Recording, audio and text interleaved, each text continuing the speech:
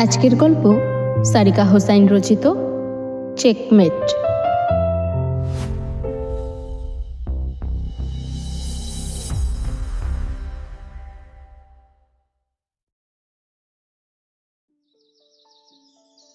দুপুরের পর থেকে রোদের তেজ মিলিয়ে এসেছে। চারিধারে শীতল এলোমেলো বাতাস। দুপুরের দিকে অধিক উত্তাপে যেমন হাঁসফাঁস অনুভূতি হচ্ছিল, এখন আর তেমনটা বোধ হচ্ছে না। সূর্যের ঝকঝকে কিরণ সইতে না পেরে টুনটুনিগুলো পাতার ঝোপে ঘাপটি মেরে লুকিয়েছিল। ঠান্ডা বাতাসের শিহরণে সেগুলো এখন লাফিয়ে লাফিয়ে এই ডাল ও ডাল ঘুরে বেড়াচ্ছে। বিকেলের দিকে একটা মিষ্টির প্যাকেট নিয়ে বাংলো থেকে বেরিয়ে গেল রূপকথা। উদ্দেশ্য নিঝুম আন্টির বাড়ি। নিঝুমদের বাড়ি কমিশনারের বাংলো থেকে বেশি দূরে না থাকায় রূপকথা একাই গেল। রেখা অবশ্য কুলসুমকে সাথে দিতে চেয়েছিলেন, কিন্তু বাদ সেধেছে রূপকথা। মেয়ের ইচ্ছের উপর রেখা আর কথা বলেননি। ফুরফুরে মেজাজে শীতল বাতাস গায়ে মেখে হাঁটি হাঁটি পায়ে চলতে লাগলো রূপকথা। জোর পায়ে হাঁটলে নিঝুমদের বাসায় যেতে ওই 10 মিনিট লাগবে, আর হেলে দুলে গেলে 15 মিনিট। রূপকথা একবার জোরে একবার হেলে দুলে চলতে চলতে 12 মিনিটের ব্যবধানে নিঝুমদের গেটের সামনে এসে দাঁড়ালো। ভেতর থেকে নিঝুমের ছেলে নিনাদের গমগমে কথা বলার স্বর ভেসে আসছে। সেই স্বরে কিছুক্ষণ থমকালো সে। এরপর তপ্ত শ্বাস ফেলে কলিং বেল চাপল। কয়েক সেকেন্ড অপেক্ষা না করতেই নিনাদ দরজা খুলে হাসি মুখে বলল, আরে ফেয়ারি টেল, কাম কাম। 10 বছর বয়সী নিনাদের রঙ্গ তামাশায় স্মিত হাসল রূপকথা। এরপর ভেতরে ঢুকতে ঢুকতে মিহি স্বরে শুধালো, আন্টি কোথায় নিনাদ? নিনাদ উত্তর করবার আগেই আঁচলে হাত মুছতে মুছতে কিচেন থেকে বেরিয়ে এলো নিঝুম। নিঝুমের পাতলা গরনের শ্যামবর্ণের শরীরের পানে এক দৃষ্টিতে তাকিয়ে রইল রূপকথা। সেদিনের অল্প বয়সী নিঝুমের চেহারায় আজ কেমন বড় মানুষের ছাপ। চোখের পাওয়ারওয়ালা চশমাটাই কেমন বিজ্ঞ বিজ্ঞ লাগছে। রূপকথার ভাবনার মাঝে নিঝুম পুনরায় শুধালো, কোনো খুশির খবর আছে বুঝি? মিষ্টি কিসের? নিঝুমের প্রশ্নে সম্বিত ফিরে পেল রূপকথা। ধ্যান ছেড়ে নিজেকে ধাতস্থ করে নিঝুমের হাতে মিষ্টির প্যাকেট তুলে দিয়ে উচ্ছ্বাসিত গলায় বলে উঠল, মেডিকেলে চান্স পেয়েছি আন্টি। মেরিট লিস্টে 3rd পজিশন এসেছে, তাই তোমায় মিষ্টি মুখ করাতে এলাম। টেবিলের উপর মিষ্টির প্যাকেট রেখে নিঝুম খুশি মুখে প্রত্যুত্তর করল, ও মা, তাই নাকি? কোন কলেজ? ঢাকা মেডিকেল। নিঝুম খানিক থেমে শুধালো, ঢাকা চলে যাবে? রূপকথা এবার অস্থির হয়ে উঠল। নিঝুমের প্রশ্নের ইঙ্গিত সে জানে। এই মুহূর্তে মোটেও কিচ্ছু ভালো লাগছে না তার। বুকের ভেতর প্রচণ্ড কষ্ট হচ্ছে। শ্বাসটা কেমন আটকে আটকে আসছে। গলা বিষিয়ে উঠছে নীলচে ব্যথায়। তবুও নিজেকে সামলে রূপকথা কম্পিত এলোমেলো কণ্ঠে বলে উঠল, যেতে হবে আন্টি। রূপকথার চেহারা দেখে ভেতরের অনুভূতি আন্দাজ করল নিঝুম। তাই প্রসঙ্গ পাল্টে বলে উঠল, এই দেখো, তোমাকে এখনো বসতেই দেয়নি। আমিও না, কি যে মন ভুলো। রূপকথা মাথা নিচু করে ঠায় দাঁড়িয়ে রইল। এরপর সিক্ত কণ্ঠে শুধালো, অপেক্ষা জিনিসটা অনেক কষ্টের, তাই না নিঝুম আন্টি? সরফরাজ আর কখনো ফিরবে না, তবু আমাকে মিথ্যে প্রতিশ্রুতি দিয়ে আজীবনের অপেক্ষায় ফেলে গেছে। কত নিষ্ঠুর সে দেখেছ? নিঝুমের চোখে জল জমল। রূপকথার মায়াবী চেহারার পানে তাকিয়ে 12 বছর আগের ভাবনায় ডুব দিল নিঝুম। সরফরাজিন রূপকথাকে ম্যানেজ করা বড্ড কষ্টকর ছিল সকলের জন্য। ছোট্ট মানুষ, কিছুই বুঝতে চাইত না। সারাক্ষণ সরফরাজ সরফরাজ করে কেঁদে বুক ভাসাত। সে স্মৃতিচিহ্ন হিসেবে সরফরাজের শার্টের বোতামের পানে চেয়ে থেকেই কাটত রাত দিন। রূপকথার বাবা মা কিভাবে পৃথিবী ছেড়েছে এটা নিঝুম ভুলিয়ে ভালিয়ে রূপকথার থেকে জেনেছে। সরফরাজের সাথে তার কি সম্পর্ক এটাও কৌশলে জেনে নিয়েছে নিঝুম। রূপকথার বাবা মায়ের মৃত্যুর পর সরফরাজ তাকে আগলে নিয়েছে। সর্বদা মেয়েটির ঢাল হয়ে দাঁড়িয়েছে। সরফরাজ ছিল রূপকথার কাছে নিরাপদ ভরসাযোগ্য আশ্রয়স্থল। শিশুরা একবার কাউকে মন থেকে ভালোবেসে ফেললে সেই মানুষটির কাছেই পরে থাকতে চায়, তার আদর পেতে চায়। সরফরাজ রূপকথার জন্য কি কি করেছে ছোট রূপকথা কেঁদে কেঁদে নিঝুমকে সব বলেছে। রূপকথার সবচাইতে পছন্দের মানুষ সরফরাজ। সরফরাজের বুকে রূপকথা মা মা গন্ধ পেত। বাবা মা হারিয়ে সরফরাজকে আঁকড়ে ধরতে চেয়েছিল রূপকথা, কিন্তু হুট করে ভাগ্যের নির্মম পরিহাসে জঘন্যভাবে আলাদা হতে হয়েছে দুজনকে। রেখা আর সুফিয়ানকে বাবা মা হিসেবে মেনে নিত বড্ড কষ্ট হয়েছে তার, কিন্তু রূপকথা এখনও জানে এরা তার বাবা মা নয়, তবুও মানিয়ে নিয়েছে নিজেকে। কিন্তু সরফরাজকে আজও ভোলেনি রূপকথা। সেদিনের 6 বছরের ছোট্ট রূপকথা আজ 18 বছর বয়সের যুবতী। নিঝুম 15 বছর পর্যন্ত রূপকথার দেখভাল করেছে। এতগুলো বছরের একদিনের জন্য রূপকথার মুখ থেকে সরফরাজের নাম হারায়নি। সরফরাজ নামটি যেন রূপকথার হৃদয় গেঁথে গিয়েছে। কি এমন মায়ার ডোরে রূপকথাকে বেঁধেছিল সরফরাজ। রূপকথার ডাকে ভাবনা শুতে ছিল নিঝুমের। নিজের খেয়ালে এসে নিঝুম রূপকথার উদ্দেশ্যে বলে, সরফরাজের সাথে তোমার যে সম্পর্ক তার নাম কি রূপকথা? রূপকথা চোখ বুজে কান্না গিলে খেল। এরপর মোটা ভাঙ্গা স্বরে বলল, ওইটুকুন বয়সে সে আমাকে আগলে নিয়েছিল aunty. He is my saviour. সে আমাকে সেভ না করলে আমিও আজ আকাশের তারা হয়ে যেতাম। জীবনে দ্বিতীয়বার বাঁচার সুযোগ সে আমাকে দিয়েছে। এমন নিঃস্বার্থভাবে আর কেউ আমাকে আগলে নিতে পারবে না আন্টি। মানুষটির প্রতি আমি কৃতজ্ঞতা পর্যন্ত প্রকাশ করতে পারিনি। এই সম্পর্কের নাম কি আমি নিজেও জানি না, শুধু জানি তার সাথে আমার আত্মিক সম্পর্ক। সে আমার আত্মার আত্মীয়। যদি কখনো সরফরাজ ফিরে আসে তুমি তাকে চিনবে? এতগুলো বছর পেরিয়ে গেছে, এখন তো সে আরও বড় হয়ে গিয়েছে, চেহারা পাল্টেছে, গতরে পুরুষ হয়েছে। চোখের জল মুছে রূপকথা বলল, অমন ভয়ানক চোখ আর কারণ নেই নিঝুম আন্টি। এমন চোখের মানুষ অনেক খুঁজেছি, কোথাও পাইনি। ওই দৃষ্টি আমি কখনো ভুলব না। নিঝুম মাথা দুলিয়ে রূপকথার কাঁধ চাপড়ে বলে উঠল, সরফরাজ ফিরে এলে কি করবে? এখন তো অনেক বড় হয়ে গিয়েছ, আর তো ছোট্টটি নও। শুধু জানতে চাইব এতগুলো বছরের জন্য আমাকে একা ফেলে কোথায় ঘুরতে গিয়েছিল সে? নিঝুম বলার মতো আর কিছুই পেল না। রূপকথা আর থাকতেও চাইল না নিঝুমের বাড়িতে। ধীরে ধীরে পা বাড়িয়ে বিদায় নিয়ে বেরিয়ে এলো রাস্তায়।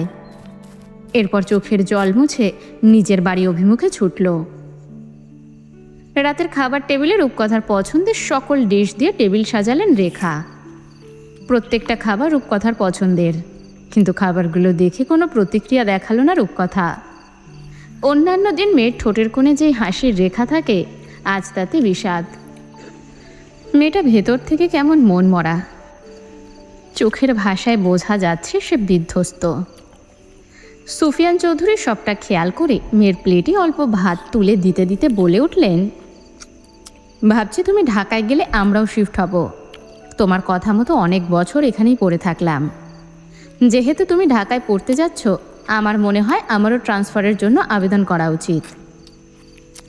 সুফিয়ানের কথা রূপকথা ভাতের প্লেটে আঁকিবুকি করে ছোট্ট গলায় জিজ্ঞেস করল, আলেকজান্ডার আঙ্কেল খুঁজে পেয়েছে সরফরাজকে? কেবলই এক লোকমা ভাত মুখে তুলেছেন সুফিয়ান। সেটা না চিবিয়ে কিছুক্ষণ স্তব্ধ রইলেন। এরপর দ্রুত গলদ্ধকরণ করে বললেন, অনেক খুঁজেছি, কোথাও পাইনি। আলেকজান্ডারের মতে সরফরাজ হয়তো ক্যালিফোর্নিয়া গ্যাংয়ের হাতে পড়ে জীবন খুইয়েছে। নইলে রাতারাতি জলজান্ত একটা ছেলে কোথায় হারাবে? বেঁচে থাকলে নিশ্চয়ই খুঁজে পাওয়া যেত। এমন সময় রেখা উঁচু গলায় বলে উঠল, একটা খুনি ফেরারি আসামির জন্য কিসের এত দরদ তোমার? ওই খুনির জন্য তোমার বাবা মরতে মরতে বেঁচেছে। কতবার বলেছি ওই ছেলের নাম ভুলে যাও, তারপরও কিসের এত আদিক্ষেতা? সুফিয়ান রেখাকে ধমকে ওঠার আগেই ভাতের প্লেট ছুঁড়ে ফেলল রূপকথা। এরপর চিৎকার করে বলে উঠল, ও খুনি নয়, ও খুন করতে পারে না। তোমাদের কোথাও ভুল হচ্ছে মা। সুফিয়ান রেখাকে ধমকে বলে উঠলেন, তোমাকে কতবার বলেছি ওই ছেলেকে নিয়ে রূপকথার সামনে কিচ্ছুটি বলবে না, কিন্তু তুমি তো আমার কোনো কথাই শোনো না রেখা। বাবা মেয়ের পাল্টাপাল্টি রিয়াক্ট দেখে দমে এলো রেখা। ফ্লোর থেকে ভাঙা প্লেট আর ভাত কুড়াতে কুড়াতে রেখা বলে উঠল, সরি, ভুলে গিয়েছিলাম। সে সময় হসপিটালে তোমার মুমূর্ষু অবস্থা আমাকে বড্ড পীড়া দেয়, সহ্য করতে পারি না, তাই ওভার রিয়াক্ট করে ফেলি। রূপকথা আর বসল না খাবার টেবিলে। হনহন করে নিজের কক্ষের দিকে অগ্রসর হয়ে বলে উঠল, অতি শীঘ্রই আমাকে ঢাকা পাঠানোর ব্যবস্থা করো পাপা, এখানে দম বন্ধ হয়ে আসে আমার। সুফিয়ান প্রত্যুত্তর করার আগে রূপকথা চলে গেল। মেয়ের যাবার পানে তাকিয়ে সুফিয়ান নিজেও খাওয়া ফেলে হাত ঝাড়া দিয়ে উঠে দাঁড়ালেন। এরপর গর্জে উঠে রেখাকে বললেন, সব খাবার তুমি একাই খাও, মূর্খ মহিলা কোথাকার। 1000 বার বলছি সরফরাজ আমাকে গুলি করেনি, তারপরও একই গান গাও প্রত্যেক বেলায়। কথাগুলো বলে নিজের ঘরে চলে গেলেন সুফিয়ান। রেখা ভাঙা প্লেট হাতে নিয়ে বাবা মেয়ের চলে যাওয়ার পানে তাকিয়ে সজল চোখে হতাশা মিশ্রিত তপ্ত শ্বাস ফেললেন আর মনে মনে বললেন, সরফরাজের থেকে টেনে আলাদা করেছি বলে মায়ের প্রতি এত ঘৃণা তোর? ওই ছেলের মতো কি আমি তোকে আগলে নিতে পারিনি? আমার আদরে তবে কমতি ছিল? Canvas cloud club, Sacramento, California. রাতের আধার ঘনিয়ে আসার সাথে সাথেই রঙিন আলোয় আলোকিত হলো ক্যালিফোর্নিয়ার রাজধানী স্যাক্রামেন্টো।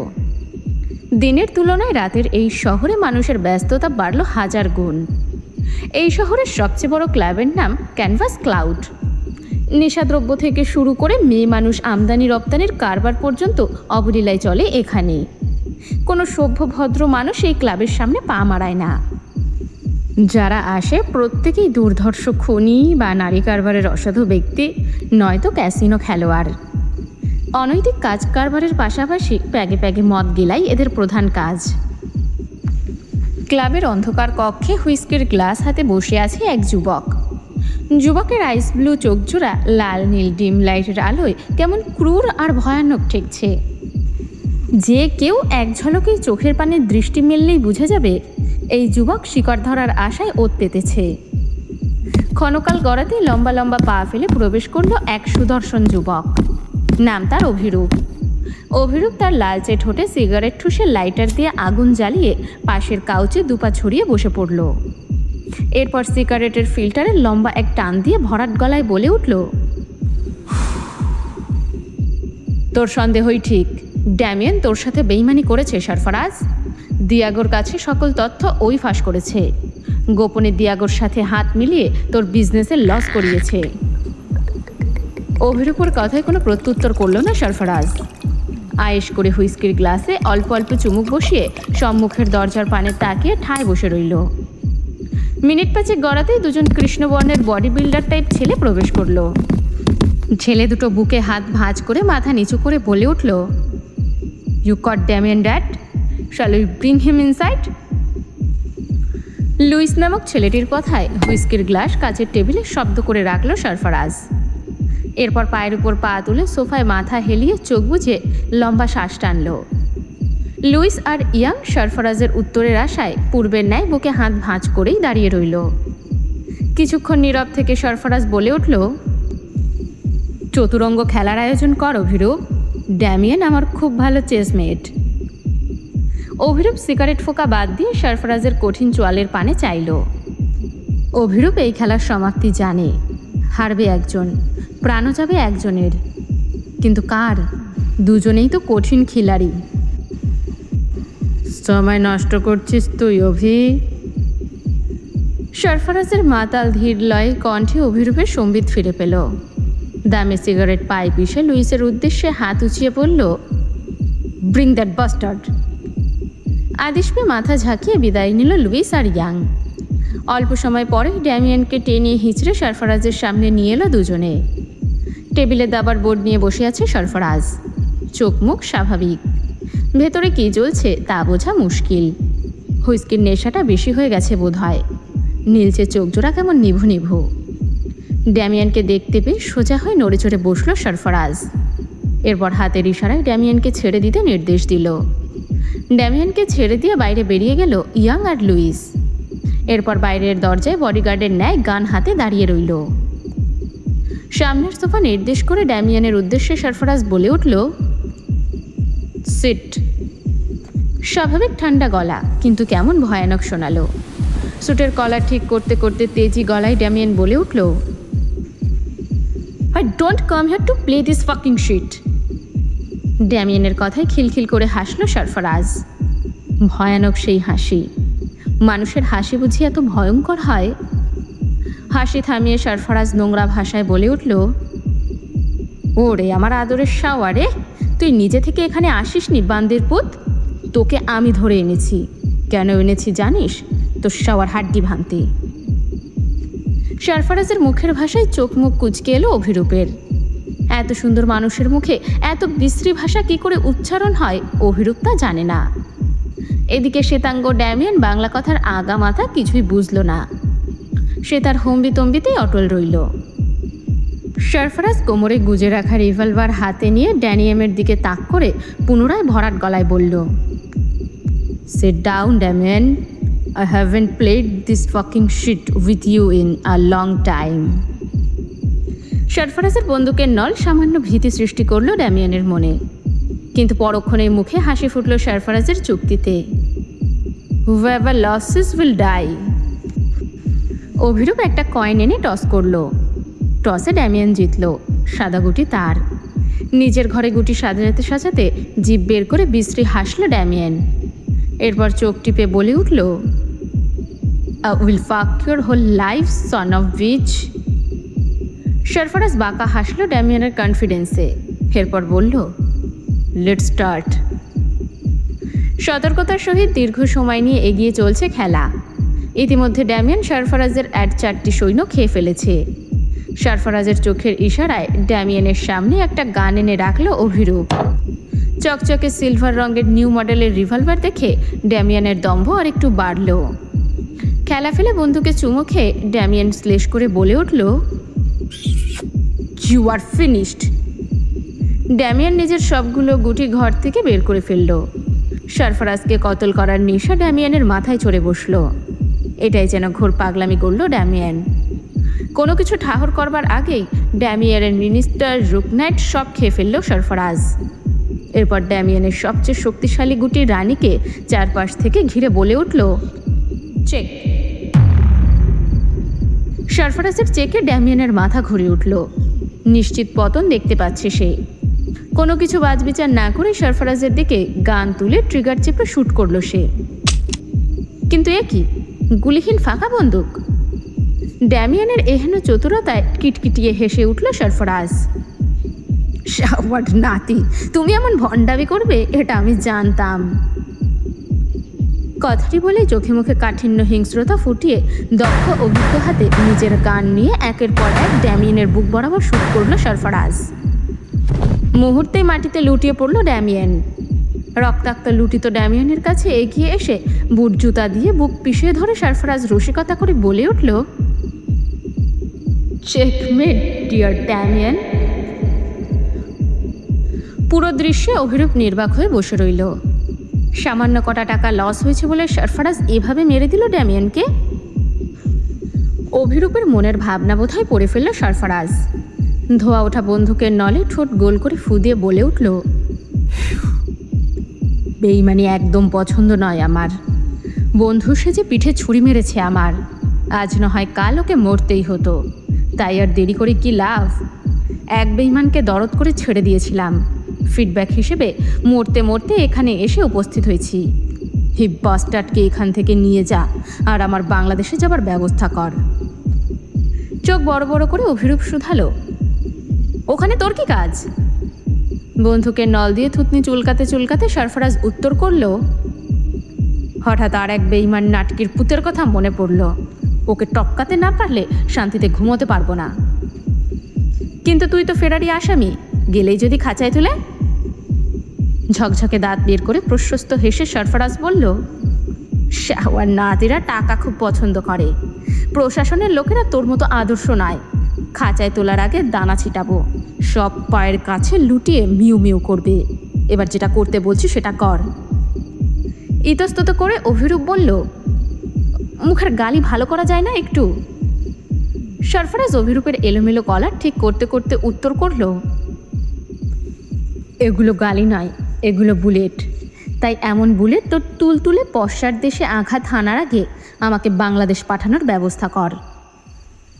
ঝকঝকে আলো বিলিয়ে দেওয়া সূর্য সিয়েরা মাউন্টেনের বৃহৎ চূড়ার পেছনে লুকিয়ে গিয়েছে। আলপাইন গাছের সারি ভেদ করে ঘন কালো অন্ধকার এসে ঘিরে ধরেছে সর্বত্র। কোথাও এক বিন্দু আলোর উপস্থিতি নেই। চারপাশ ঘোর অমানিসায় ল্যাপটানো। এহেন লোমহর্ষক অন্ধকারে কেমন যেন ভয় ভয় অনুভূতি হয়। সেই অনুভূতিকে আরেকটু গাঢ় করতে ডেকে ওঠে নেকড়ের পাল। কি ভয়ানক তাদের দলবদ্ধ স্বর! মাঝে মাঝে বিশাল অজগরের ফোঁস শ্বাসের শব্দ হৃদয়ে ধূপপোকানির সৃষ্টি করে। থেকে থেকেই এমন সব নাম না জানা বিশাল দেহী পাখি ঝাঁক বেঁধে হুলুস্থুলু বেসুরে গলায় চিৎকার করে ওঠে। সেই চিৎকার কলিজা কাঁপিয়ে তোলার জন্য যথেষ্ট। এমন ভয়ানক অরণ্যে মানুষ আর পশু কি করে একসাথে বাস করতে পারে? রাতের পরিধি বাড়ার সাথে সাথে শীতের তীব্রতা আরেকটু বাড়ল। ওয়েদার ফোরকাস্ট অনুযায়ী বরফ ঝরার কথা, কিন্তু শীতের মাত্রায় মনে হচ্ছে আজ বরফ ঝরবে না। নিজ কক্ষের বৃহৎ বারান্দায় ইজি চেয়ারে চোখ বন্ধ করে বসে আছে সরফরাজ। গায়ের পোশাকে এখনও ড্যামিয়েনের তাজা রক্ত লেপ্টে আছে। রক্তের গন্ধ সরফরাজের বড্ড প্রিয়। রক্তমাখা পোশাক গা থেকে খুলতে ইচ্ছে হয় না তার। অ্যালকোহলের চাইতেও বড্ড নেশালো এই রক্তিম পদার্থ। সরফরাজের মনে হয় আফিম বড্ড নেশালো কথাটি ভুল। তার মতে রক্ত বড্ড নেশালো হওয়া উচিত। না হলে সেই যে 17 বছর বয়সে রক্তের নেশায় হাতে খড়ি হলো, তা এখনও মস্তিষ্কে শক্ত আসন গেড়ে বসে আছে কেন? কোনোভাবেই এই আকাঙ্ক্ষা, এই নেশা দমন করা যাচ্ছে না কেন? কেন বারবার মানুষের উষ্ণ রক্তে ডুবে থাকতে ইচ্ছে করে? এত কেনর উত্তর সরফরাজ জানে না। নিজের এই অধঃপতনে তাচ্ছিল্য হাসে সরফরাজ। পা দিয়ে চেয়ারে আরেকটু দোল দিয়ে আহত গলায় বলে ওঠে, নিজের নাতি কেমন ভয়ানক রক্তপিছাস বানিয়ে দিলে সুভান। বিধাতা তো জাহান্নামেও তোমাকে ঠাঁই দেবে না। সুভানের নিথর দেহ চোখে ভাসতেই বুক ভেঙে কান্না পেল সরফরাজের। নানা বাড়ি, নানা নানির আদর ভালোবাসা নিয়ে অনেক ধরনের ফ্যান্টাসি কাজ করত তার মধ্যে, কিন্তু এগুলো সে কোনো দিনও পায়নি। সরফরাজ তার মাকে খুঁজতে খুঁজতে ঢাকা থেকে চিটাগাং গিয়ে কাকতালীয়ভাবে সুভানগঙ্গের হাতে পৌঁছায়। সরফরাজ তখনও জানত না সুভানই তার নানা। একদিন সুভানের হাভেলি স্টোর রুমে সরফরাজ একটা ভাঙা ফটো ফ্রেম দেখতে পায়। সেখানে সরফরাজের মা, সুভানগঙ্গের পুরো পরিবার ছিল। নিজের চোখে সেদিন বিশ্বাস করতে কষ্ট হচ্ছিল সরফরাজের। সরফরাজ ভেবেছিল নানার কাছে পরিচয় দিলে হয়তো সুভান তাকে আগলে নেবে, কিন্তু কবিরের মুখের নিষ্ঠুর কথায় ছোট সরফরাজ ভেঙে গুড়িয়ে গেছিল। কবিরের থেকেই প্রথম জেনেছিল সুভানগং নিজের মেয়ের জামাইকে কেটে টুকরো টুকরো করেছে। কবির অবলীলায় কথাগুলো বললেও সরফরাজের বুকে প্রতিটি কথা আর হাসি তামাশা বিষাক্ত তীরের ফলার ন্যায় বিঁধেছিল। নিজের মনের উচ্ছ্বসিত ইচ্ছেকে মাটি চাপা দিয়ে সেদিনই মন থেকে মরে গেছিল সরফরাজ। ছোট মানুষ হিসেবেও সুভান সামান্য দয়া করেনি সরফরাজের উপর। শিখিয়েছে চুরি, ছিনতাই আর মানুষকে ভয় দেখানো। এতেও ক্ষান্ত হননি তিনি। নিষ্ঠুর থেকে নিষ্ঠুরতম বানিয়েছিলেন ওইটুকু বয়সেই। আধো আধো শুদ্ধ মুখের ভাষা কেড়ে নিয়ে শিখিয়ে দিয়েছিলেন অশ্রাব্য বিশ্রী গালাগাল।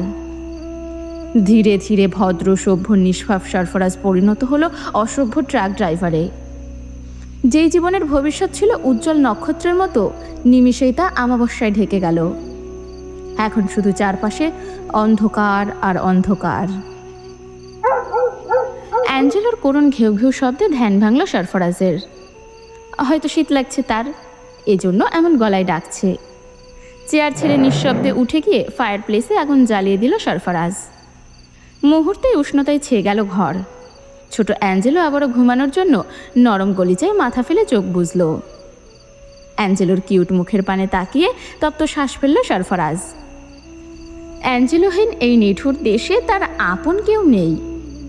টাকা পয়সা, ক্ষমতা, বিলাসবহুল জীবন কিচ্ছুটির অভাব নেই তার। অভাব শুধু একটা পরিবারের আর মন খুলে কথা বলার একটা মানুষের। মনের ঘরের ছোট্ট কোণ থেকে হঠাৎ রূপকথার নাম মনে পড়ল সরফরাজের। তার একাকী নিঃসঙ্গ জীবনে একফালি সুখের দূত হয়ে এসেছিল মেয়েটি। নানান ধরনের ছেলে মানুষই প্রশ্ন করে পাগল করে তুলত সরফরাজকে। কি মিষ্টি ছিল দেখতে, একদম রূপকথার স্নো হোয়াইটের মতো। বড় বড় চোখ দুটোতে সারাক্ষণ হাজারো প্রশ্ন খেলা করত। সুযোগ পেলে সরফরাজের গলা জড়িয়ে নানান বাহানায় সেসব শুধাতো। গোটা গোটা হাতে সরফরাজের ঘন চুলে বিলি কাটত, আর কোনো আবদারের আগে কি সুন্দর নিজের ছোট্ট দুই হাতের আজলায় সরফরাজের বড় মুখশ্রী নিয়ে বড় বড় চোখ করে আদুরে গলায় কথা বলতো। রূপকথার স্মৃতি মনে পড়তেই নিমেষেই মন ভালো হলো সরফরাজের। নিজের কর্মব্যস্ততায় রূপকথার স্মৃতি ভুলতেই বসেছিল সরফরাজ। কিন্তু মনটা বড্ড দুষ্টু, খোঁচা দিয়ে প্রতি রাতে নিয়ম করে মনে করিয়ে দেয় নামটা। আচ্ছা, সেদিনের সেই ছোট্ট রূপকথা নিশ্চয়ই অনেক বড় হয়ে গেছে, তাই না?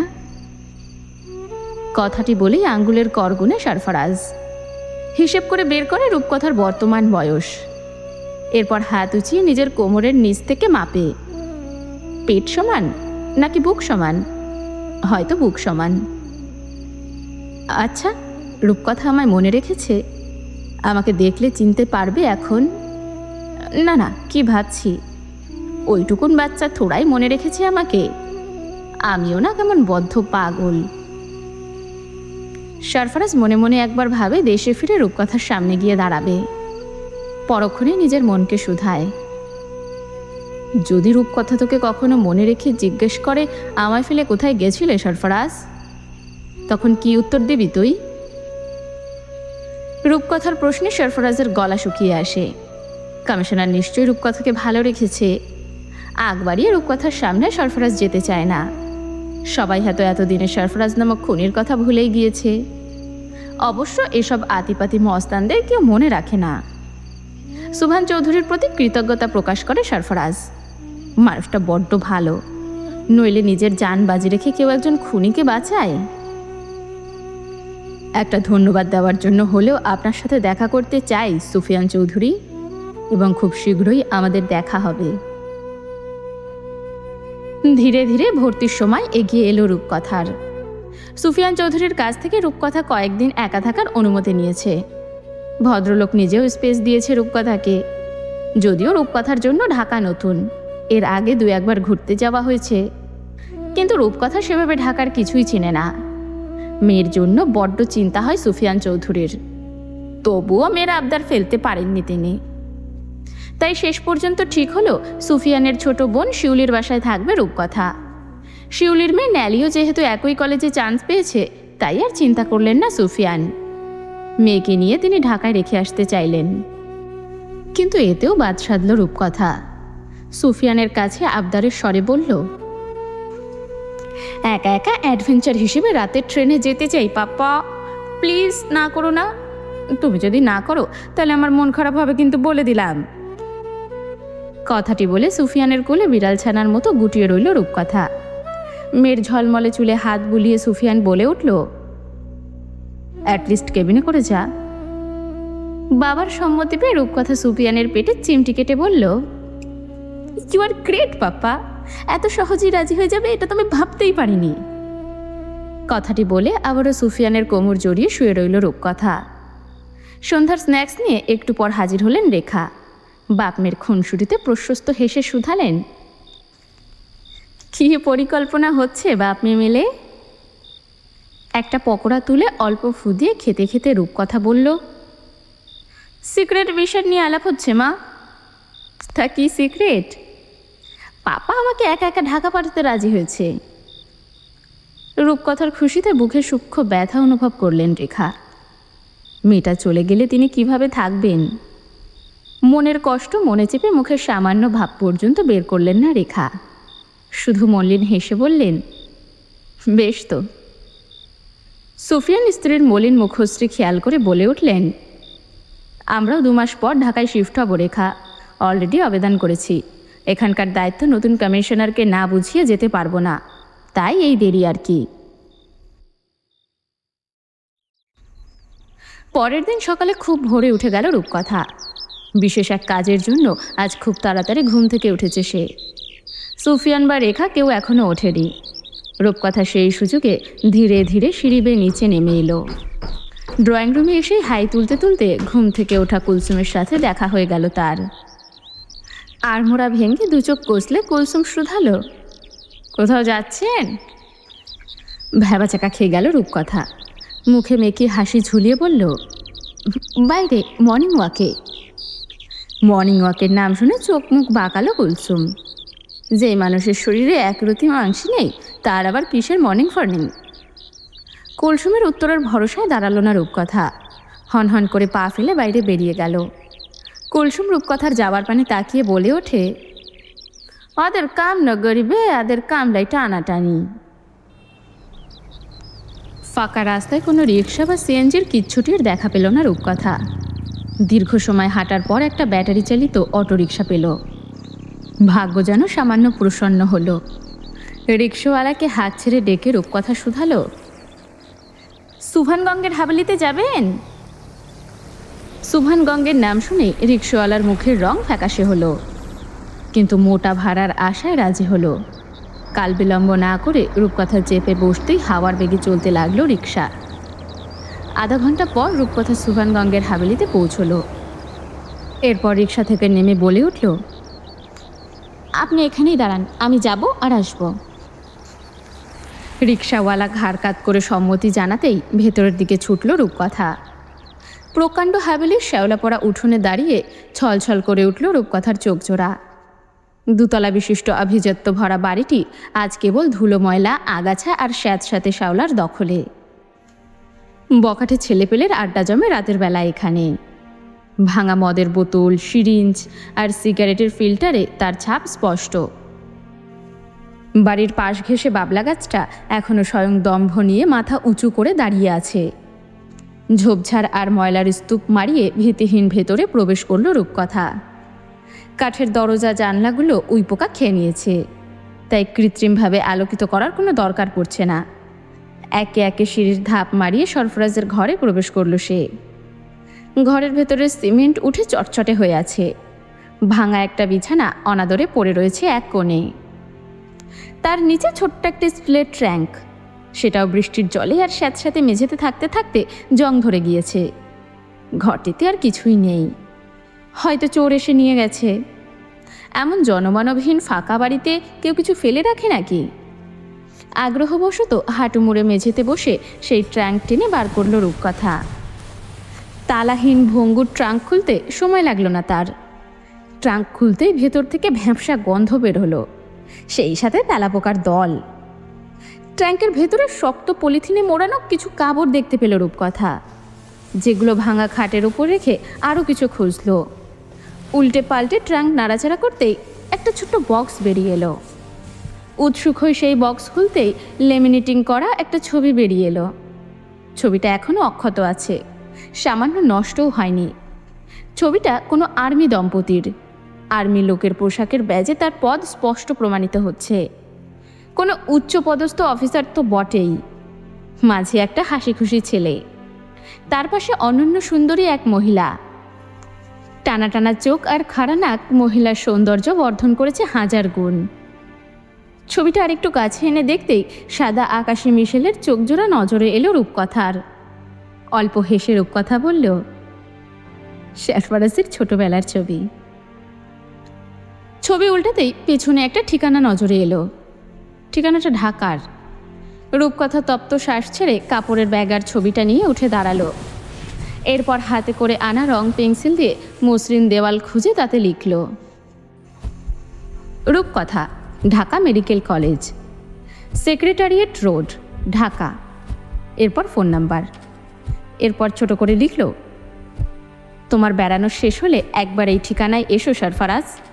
তোমার অপেক্ষায় আগের ঠিকানাতেই তো এতগুলো বছর ছিলাম, তুমি আসোনি, বাধ্য হয়ে ঠিকানা পাল্টাতে হলো।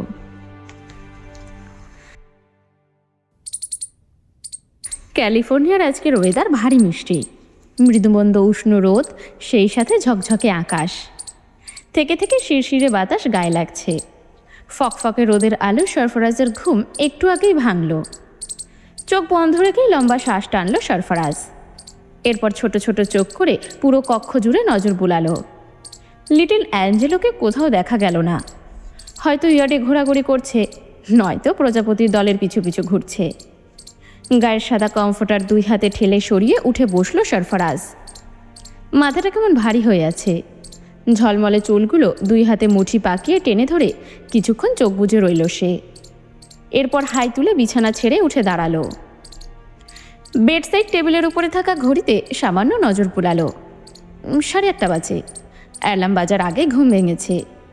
এক হাতে কপাল স্লাইড করতে করতে ঘড়ির অ্যালার্ম বন্ধ করে ওয়াশরুমের দিকে পা বাড়ালো। গায়ে একটা বাথরোব জড়িয়ে ফিরল মিনিট 20 পর। এরপর গায়ে একটা হাতবিহীন নেভি ব্লু স্যান্ডো গেঞ্জি আর ট্রাউজার পরে কিচেনে ছুটল। ধরা মাথায় ফ্রিজ হাতড়ে কিছু নাস্তা বের করে চুলো ধরাতে ব্যস্ত হলো সরফরাজ। এমন সময় অভিরূপের গলা পাওয়া গেল। হাতে ধোয়া ওঠা গরম কফি মগে চুমুক দিতে দিতে বিজ্ঞের ন্যায় বলে উঠল, বয়স তো কম হলো না, একটা বিয়ে করে ফেল। অ্যাটলিস্ট সকালবেলা গরম খাবার খেতে পারবি, সেই সাথে জং ধরা মেশিনের একটু খাতির যত্ন হবে আর কি। সকাল সকাল মুখ খারাপ করতে ইচ্ছে হলো না সরফরাজের। সরফরাজ অভিরূপের কথা তোয়াক্কা না করে নিজের কাজে ব্যস্ত হলো। কিন্তু অভিরূপ কি থামার পাত্র? সে আয়েশ করে লিভিং রুমের সোফায় বসে বলে উঠল, তা মেশিনখানা ঠিক আছে নাকি বিকল হয়ে গেছে? হাতের পাউরুটিগুলো টোস্টারে ঢুকিয়ে ট্রাউজারের পকেটে হাত গুজে অভিরূপের সামনে এসে দাঁড়ালো সরফরাজ। এরপর ছোট ছোট চোখ করে অভিরূপের পানে তাকিয়ে খপ করে অভিরূপের হাত ধরে মোটা গলায় বলে উঠল, মেশিন বিকল নাকি সচল চল তোকে দেখাই, বাট তুই চোট কোলাতে পারবি তো?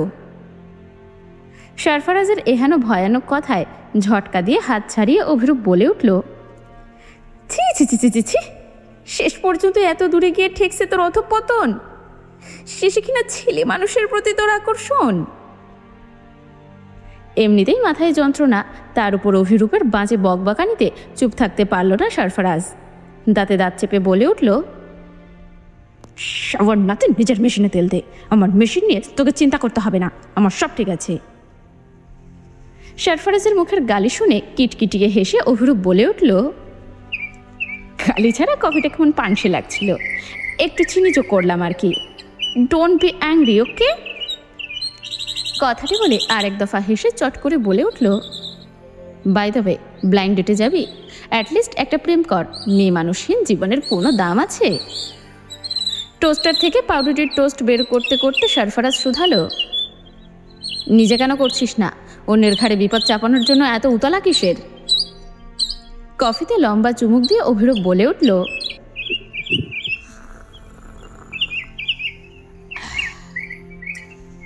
তোকে দিয়ে এক্সপেরিমেন্ট চালাতে চাইছি, তুই ট্রায়াল দিয়ে দেখা শেষ করলে আমিও একটু করবো আর কি, ওই প্রেম টেম। গ্লাসে দুধ ঢালতে ঢালতে সরফরাজ ব্যস্ত গলায় বলল, মেয়ে মানুষে আমার ইন্টারেস্ট নেই। কেন নেই? তুই কি কথাটি বলে বাঁকা হাসলো অভিরূপ। সরফরাজ কপাল কুঁচকে বলল, যা ভাবছিস তা মোটেও নয়, যদি এমন ভাবনা আর ভেবেছিস তবে ঝুলিয়ে পেটাবো। প্রসঙ্গ পাল্টে অভিরূপ বলল, বাঙালি মেয়ে বিয়ে করবি? সেটাও আছে। সরফরাজ তপ্ত শ্বাস ফেলে বলল, now I am not ready for marriage, and one thing, আমার বিয়ে নিয়ে তোরা তো হেডেক হচ্ছে কেন? কজ আমি তোর এহেন এলোমেলো লাইফ লিডিং সহ্য করতে পারছি না।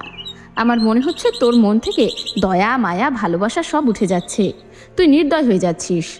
জীবনে নতুন কেউ এলে তোর লাগাম ধরতে পারবে। অ্যান্ড ফাইনালি আমি তোকে নিয়ে ভয় পাচ্ছি।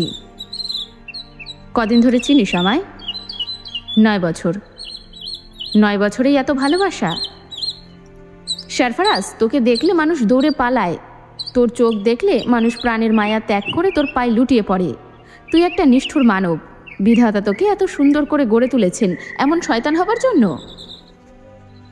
শান্ত ভঙ্গিতে টোস্ট চিবুতে চিবুতে সরফরাজ বলল, আমি কোনো ভালো মানুষের প্রাণ নেইনি অভি, তাই এসব জ্ঞান দেওয়া বন্ধ কর, নয়তো সকাল সকাল মেজাজ বিগড়ে যাবে। একটা মানুষের জীবন কেড়ে নেওয়ার 4টিখানি কথা নয়, এসব ছেড়ে দে। Big request for you. খাওয়া বন্ধ করে ধাক্কা দিয়ে টোস্টের প্লেট সরিয়ে কিছুক্ষণ চুপচাপ বসে রইল সরফরাজ। এরপর শান্ত গলায় বলল, তোকে বাঁচানোর জন্য যখন 4টে মানুষের প্রাণ নিলাম, তখনই নীতিবাক্য কোথায় ছিল তোর? তখন কেন বললি না, ভাই এদের হাতে আমার মৃত্যু হোক, তবু এদের মারবেন না? তখন বলিসনি কেন যে অপরিচিত হয়ে আপনি আমার জন্য মানুষের প্রাণ নিচ্ছেন কেন? ওয়াই? Answer me. ওহ, নিজের জান ভিক্ষা পাবার খুশিতে, তাই না? সরফরাজের উঁচু গলায় অভিরূপ মাথা নিচু করে ফেলল। সরফরাজ সত্যিই বলেছে। সেদিন রাতে সরফরাজ না থাকলে অভিরূপ আজ এত সুন্দর পৃথিবী দেখার জন্য বেঁচেই থাকতো না। তার জীবন ওই দিনই থেমে যেত। সরফরাজ নিজের জীবনের ঝুঁকি নিয়ে ক্যালিফোর্নিয়ার ভয়ানক গ্যাং লিডার ব্রুনোর হাত থেকে বাঁচিয়েছিল অভিরূপকে। অপরাধ ছিল খুবই নগণ্য। না জেনে ব্রুনোর চোখে চোখ রেখেছিল অভিরূপ। চোখ রেখেছিল বললে ভুল হবে। ব্রুনোর চোখে অদ্ভুত ট্যাটু দেখে উৎসাহ নিয়ে সেটাই মনোযোগ সহকারে দেখছিল অভিরূপ। ইঞ্জিনিয়ারিং পড়তে এসেছিল এই দেশে সে। একদিন সন্ধ্যার পর নিজের ডরমেটরি থেকে একটু বাইরে ঘুরতে বেরিয়েছিল। এরপর রাস্তা ভুলে এলোমেলো গলিতে হারিয়ে যায়। অভিরূপ জানতো না এই গলির আলাদা মালিক আছে। এটাই তার ভুল। নিজের অজ্ঞতা বুঝতে না পেরে এমন অদ্ভুত মানুষকে বিস্ময়ভরা চোখ নিয়ে দেখছিল অভিরূপ। অভিরূপের দৃষ্টি অনুসরণ করে ক্রূর হেসে এগিয়ে আসে ব্রুনো। কোনো সতর্কবার্তা বা থ্রেট না দিয়ে অভিরূপের চুলের ঝুঁটি চেপে ধরে ফ্যাঁস ফ্যাঁসে গর্জন ভরা কণ্ঠে বলে ওঠে, ইউ মাস্ট ডাই। কথাটি বলে নিজের সহযোগীদের ডেকে ওঠে ছেলেটি। ছেলেটির কথায় অভিরূপের প্রাণ পাখি উড়ে যাবার অবস্থা। মুহূর্তেই আরও 3 জন ছেলে এসে ঘিরে ধরে অভিরূপকে। ভয় নিজের অপরাধ না বুঝেও সমানে ক্ষমা চায় অভিরূপ। বারবার জিজ্ঞাসা করে তার অপরাধ কী, কিন্তু ছেলেগুলো যেন কানেই তুলল না অভিরূপের কথা। তারা নিজেদের মতো রাস্তায় ফেলে কুকুরের মতো আঘাত করতে থাকে অভিরূপকে। অভিরূপ যখন রক্তাক্ত অবস্থায় জ্ঞান হারিয়ে মাটিতে লুটিয়ে পড়ার অবস্থা হলো, ঠিক সেই মুহূর্তে সরফরাজ এসে বাঁচিয়েছিল তাকে। যেমন তেমন করে নয়, 4টে ছেলেকে নৃশংস মৃত্যুর বিনিময়ে বাঁচাতে পেরেছিল অভিরূপকে। শুধু কি তাই, লম্বা চওড়া অভিরূপকে কাঁধে তুলে এনে নিজের বাড়িতে ঠাঁই দিয়েছিল। চিকিৎসা পর্যন্ত করিয়েছে সে। এরপর অভিরূপ ভয় আর নিজের ডরমেটরিতে ফিরে যায়নি, এখানেই থেকে গেছে। শুনেছে সরফরাজের জীবন কাহিনী। সরফরাজের সাথে সাথে সেও ব্যথিত হয়েছে। ধীরে ধীরে কবে যেন সরফরাজের ডান হাত হয়ে গেল সে। সরফরাজ প্রথমে একজন ভাড়াটে খুনি ছিল। মোটা টাকার বিনিময়ে মানুষের প্রাণ নিত। এভাবে রাতারাতি বহু টাকার মালিক হয়ে যায় সে। সেই টাকা দিয়ে বিভিন্ন ড্রাগস আর মানুষের অর্গান নিয়ে বিজনেস শুরু করে। কালো কারবারিতে মোটামুটি আঙ্গুল ফুলে কলা গাছ তার। কয়েক বছরের ব্যবধানেই ক্যালিফোর্নিয়ার সেরা বিজনেসম্যান তালিকায় নাম লিখিয়েছে সে। সকলেই সরফরাজকে একজন সফল ডায়মন্ড ব্যবসায়ীকারী হিসেবে জানে, কিন্তু ভিতরের এহেন ভয়ানক নিগুড়ো খবর সকলেরই অজানা। নিজের অবৈধ কাজের স্বার্থে নাম পরিচয় পাল্টে সরফরাজ শাইজাইন থেকে হয়েছে জাগুয়ার। কখনো কেউ দেখেনি জাগুয়ার নামক মানুষটি দেখতে কেমন, কিন্তু যার মৃত্যু তার হাতে হয়েছে সেই মানুষটি হয়তো করুণ নজরে অস্ফুট স্বরে আওড়াতে পেরেছে সরফরাজ নামটি। ওই ভয়ানক চোখের সামনে যে স্বেচ্ছায় পড়েছে তার ইহকালের সমস্ত খেলা সাঙ্গ হয়েছে। চোখের নিচের ভয়ানক 3টে টিয়ার ড্রপস মানুষের শীতল হৃদয় কাঁপন তুলে দেয়। ধারকান বেড়ে তেজ হয়ে যায় 1000 গুণ। যারা এই ট্যাটুর মানে জানে তারা দৌড়ে পালাতে চায়, কিন্তু হিংস্র জাগুয়ারের থেকে পালানো কি এতই সহজ? নিজের চূড়ান্ত নির্দয়তা প্রকাশ করে সেই মানুষটিকে দুনিয়া ছাড়া করে সরফরাজ। এত হিংস্রতা দমানোর জন্য কাউকে প্রয়োজন, কিন্তু সেই মানুষটি কোথায়? অভিরূপের ভাবনার মাঝে খাওয়া শেষ করে পোশাক পাল্টে বেরিয়ে এলো সরফরাজ। হাতে গল্ফ ক্লাব সাদা পোশাক আর একটা ব্যাকপ্যাক। হাতে গল্ফ ক্লাব দিয়ে অভিরূপের কাঁধে গুঁতো দিয়ে চিন্তার জগৎ থেকে অভিরূপকে বের করে আনলো সরফরাজ। অভিরূপ হক চোখের সামনে তাকাতেই সরফরাজ বলল, খুব সুন্দর ওয়েদার, চল গার্লস ফোর্সে একটু চিল করা যাক। অভিরূপ মাথা ঝাঁকিয়ে সম্মতি প্রকাশ করে নিঃশব্দে উঠে দাঁড়ালো। এরপর চলতে চলতে বলল, আগামী সপ্তাহে তোর ফ্লাইট, সব কিছু অ্যারেঞ্জ হয়ে গেছে, আমিও যাব। অনেকদিন মা বাবার সাথে দেখা হয় না। অভিরূপের মুখে মা বাবার নাম শুনে হাঁটা থামিয়ে মাথা নিচু করে দাঁড়িয়ে রইল সরফরাজ। এরপর মনে মনে বলল, তুমি কি বেঁচে আছো আম্মু? কেউ তোমাকে খুঁজে পেল না তবে? কোথায় নিরুদ্দেশ হলে তুমি?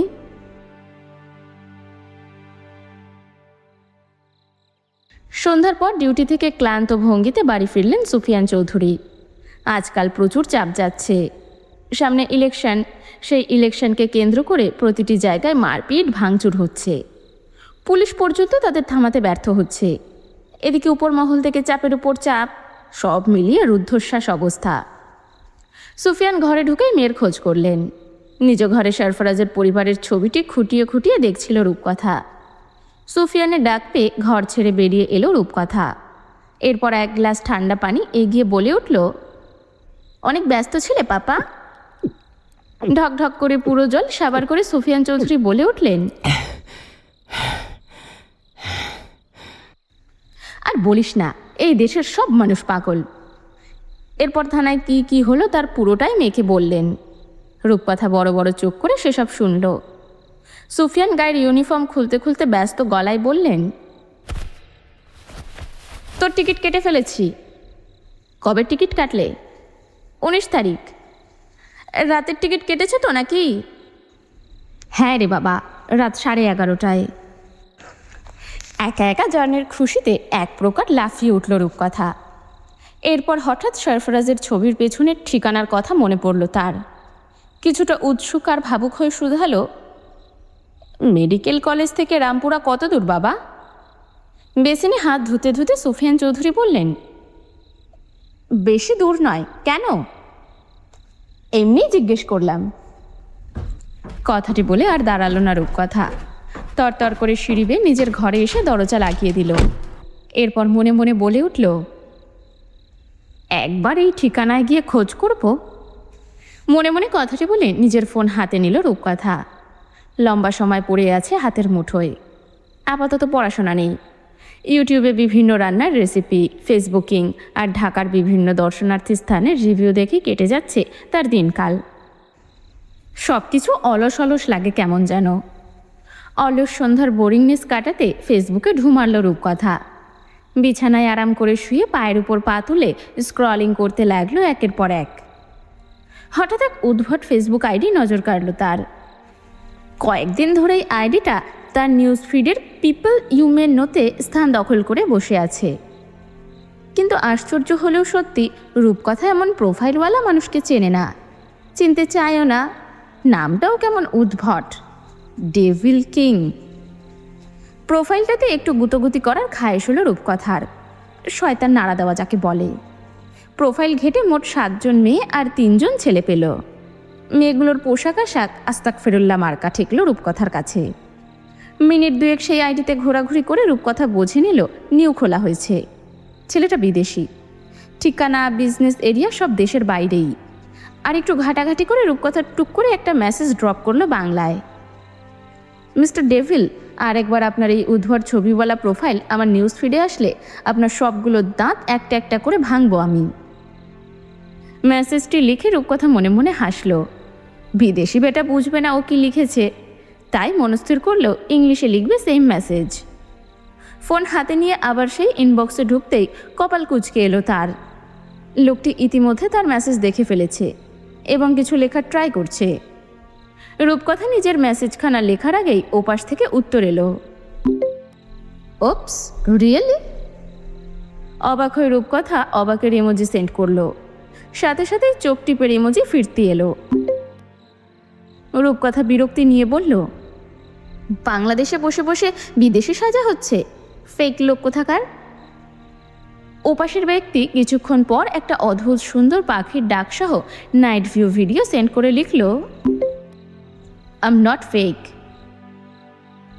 রূপকথা ভিডিওটা দেখে অবাক হয়ে শুধালো, এখন কটা বাজে?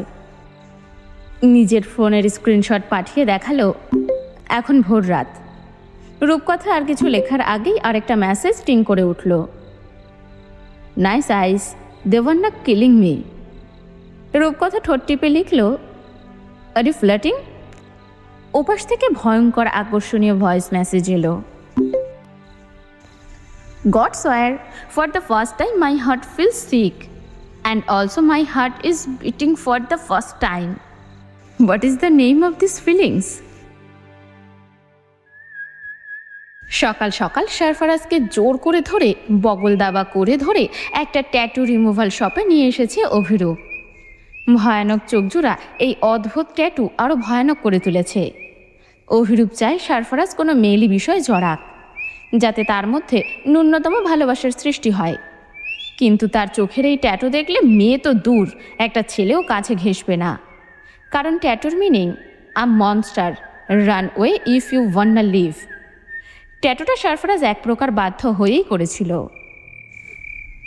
ক্যালিফোর্নিয়ার Oakland, Salinas, Santa Cruz, Signal Hill, Highland এই এরিয়াগুলো ছিল সবচেয়ে ভয়ানক আর খতরনাক।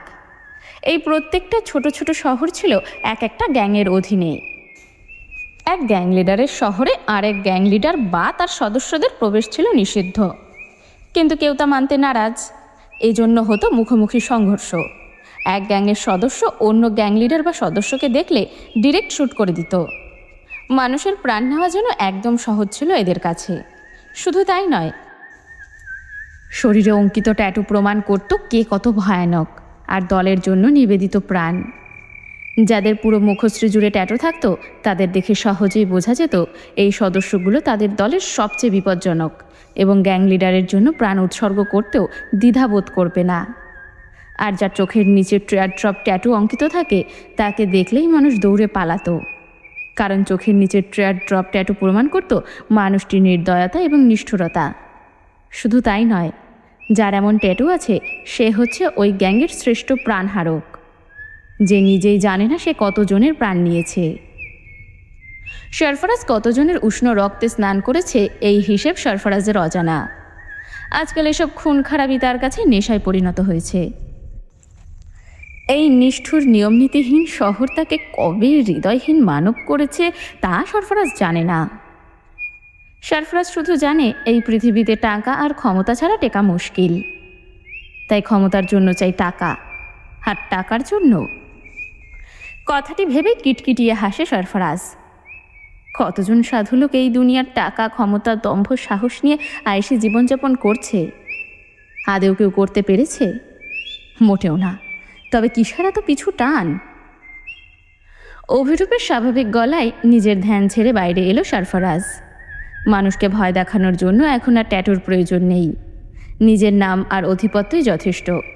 বরং এই ট্যাটু ক্যালিফোর্নিয়ার অলিগলির মস্তানদের চিহ্ন হয়ে উঠেছে। এদের মতো 2 টাকার সাধারণ গ্যাং নয় সারফারাজ। তার নিজেরই একটা পরিচয় আছে, জাগুয়ার। কি ভয়ঙ্কর নাম, তাই না? নিজেকে ভয়ঙ্কর উপস্থাপন না করে নম্রভদ্র থেকে হুট করে বুকের কলিজা খুবলে আনার মধ্যেই হয়তো পরম তৃপ্তি। অ্যাটলিস্ট লাস্ট মোমেন্টে ভিকটিমকে চমকে তো দেওয়া যায়। কথাটি ভেবে সারফারাজ ঠোঁট কামড়ে হাসল। এরপর চোখের কালো রোদ চশমা সরিয়ে ট্যাটু রিমুভাল ব্যক্তির সামনে গিয়ে বসল।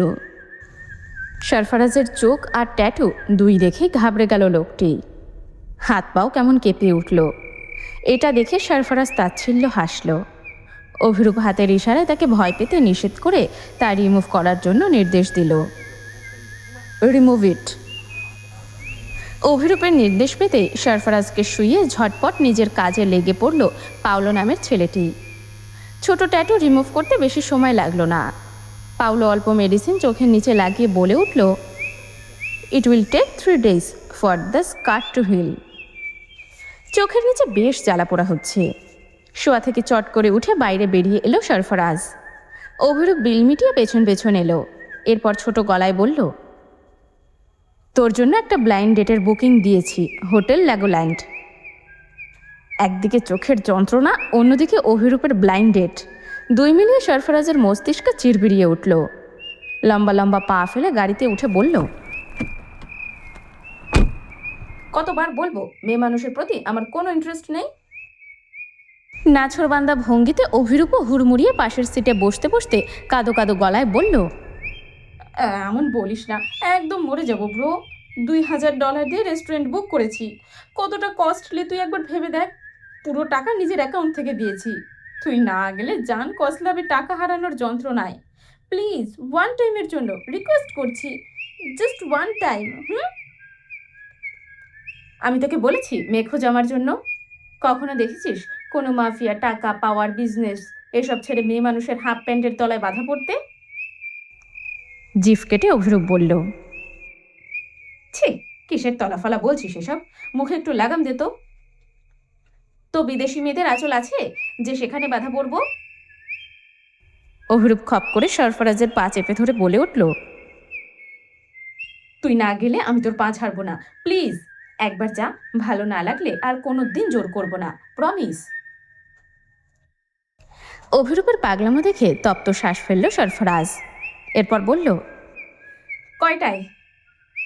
চট করে পা থেকে উঠে সিটে হেলান দিয়ে বসে অভিরূপ বলে উঠল, আজ সন্ধ্যা 7টায়, টেবিল নাম্বার 11।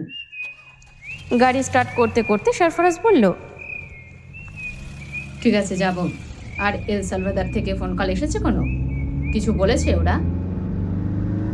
নিজের ফোন চেক করতে করতে অভিরূপ চিন্তিত গলায় বলল, তুই কি ড্যানির সাথে ওয়েপনের বিজনেসে ডিল করতে চাচ্ছিস? সালভাদার কতটা ডেঞ্জারাস জায়গা জানিস তো নাকি? অভিজ্ঞ হাতে স্মুথলি ড্রাইভ করতে করতে সরফরাজ বলে উঠল, আমার বন্দুক বেচতে পারলেই হলো। ওখানে কে কার প্রাণ নিচ্ছে সেটা আমার দেখার বিষয় নয়। নিজের ফোন আরেকটু ঘেটে অভিরূপ বলে উঠল, ড্যান এখনো কোনো অ্যান্সার পাঠায়নি। অলরেডি সে ডেভিল কিং নামক কোনো এক ব্যক্তির সাথে চুক্তিবদ্ধ আছে। শুনেছি লস অ্যাঞ্জেলেসের নামকরা ওপেন বিজনেসম্যান সে, একদম লাইসেন্স করা, দীর্ঘদিনের ব্যবসা তার। শুধু তাই নয়, এলসিডি আর কোকেইনেরও বিশাল বিজনেস তার। তাকে ফেলে তোর প্রস্তাব ড্যান মানবে কিনা কে জানে।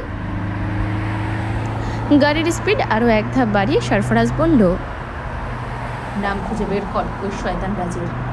নাম জানা জরুরি। একই বনে দুটো সিংহ রাজা হয়ে থাকতে পারে না। সরফরাজের চোখ দুটোতে ভয়ানক ক্রোধ দেখা গেল। এই ক্রোধের হেতু খুঁজে পেল না অভিরূপ। দুজন দুজনের জায়গা থেকে বিজনেস করছে, যেচে পড়ে ভীমরুলের বাসায় ঢিল ছোড়ার দরকার কি?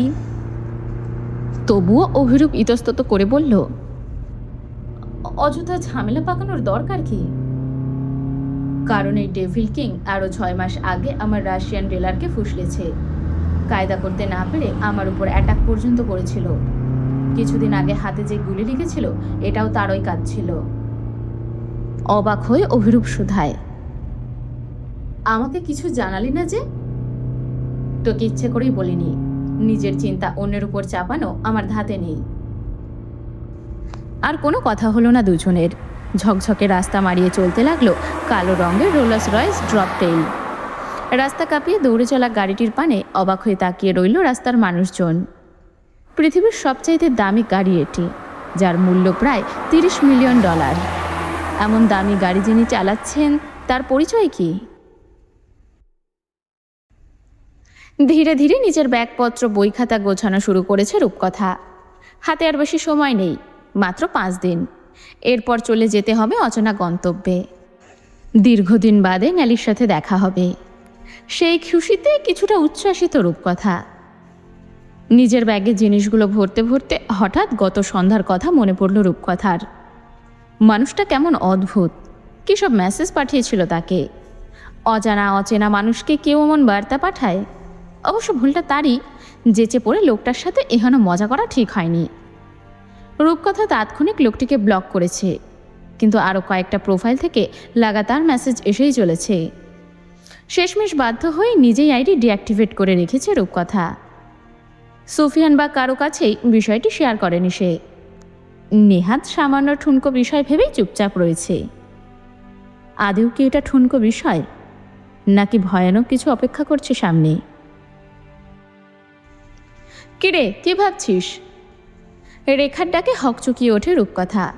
এরপর নিজেকে ধাতস্থ করে বলে ওঠে, ঢাকায় গিয়ে কী কী করবো তার একটা হিসেব করছি মা।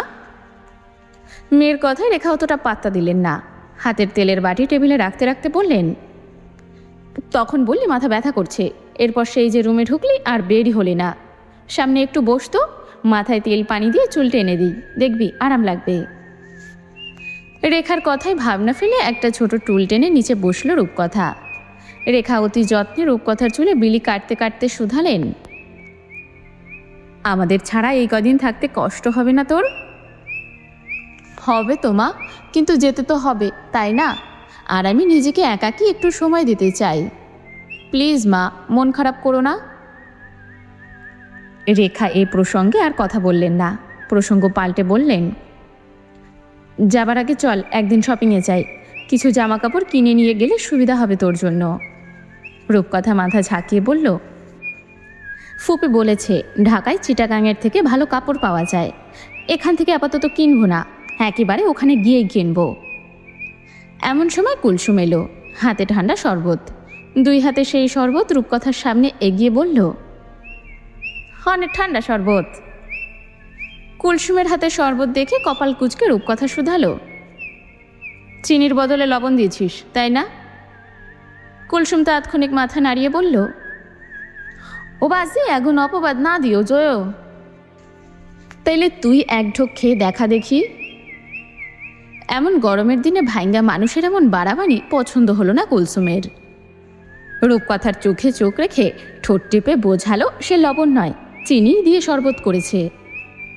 এরপর বহু কনফিডেন্সে এক চুমুক মুখে তুলে বহু কষ্টে গলদ্ধকরণ করে মুখ চোখ বিকৃতি করে বলে উঠল, আর কাছে লাগের সিলি এগন তো নোনতা।